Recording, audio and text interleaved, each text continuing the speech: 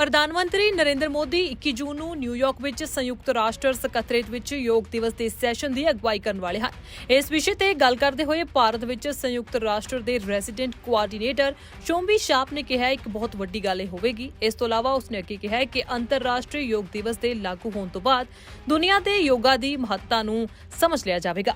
Central, as you mentioned, India has been the largest supporter, provided the most peacekeeping troops since the beginning.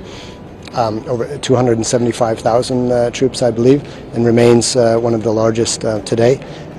India has been behind many of the milestones of UN peacekeeping as well.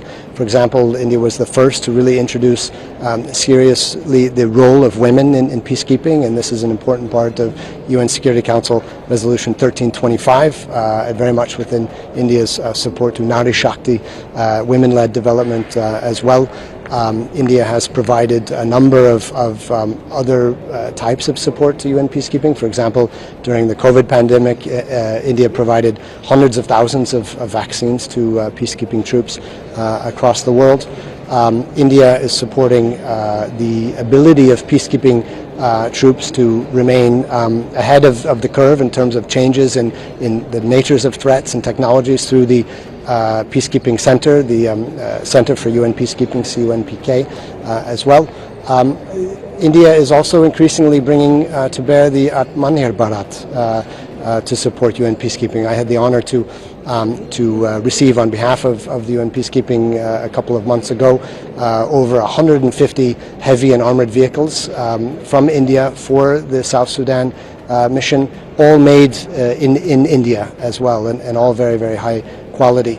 So I think India's troops, peacekeeping troops, are known for being dynamic, for being neutral. India brings a particularly unique geopolitical positioning in the world, and communities in conflict recognize that India brings a certain special neutrality that many countries don't have as well. And India is also bringing support in many other ways. The peacekeeping troops that India deploys are also helping communities in despair in the areas they serve with building resilience to disaster risk, supporting, providing veterinary services, helping them improve their livelihoods in the rural communities, providing solar power for municipalities as well who are not connected to electricity grids, and many, many other types and forms of support. So my last question, Prime Minister Modi, they say on 21st June will be leading the International Yoga Day. So this is after 9 years since UN unanimously selected 21st June, recognized it as International Yoga Day. What are your views on that? And your President would be also joining in, I believe. Well, the Secretary General of the United Nations and perhaps President, yes. Look, I would say that, first of all, International Yoga Day, which came into force, I believe, in 2015, was supported by 175 countries very, very quickly. So I think everybody in the world sort of really got on board and understood what an important and joyful day that is when we look at the international calendar. Yoga has, and under the leadership of the Honourable Prime Minister Modi, who's really been pushing international recognition of yoga and supported the International Day. So the Honourable Prime Minister will be leading this session of yoga at the UN, at the United Nations, at the Secretariat on the 21st of June. I think it will really be a very, very big deal. But also the messages there are very important. It's about upholding many of the UN values. This is about mindfulness.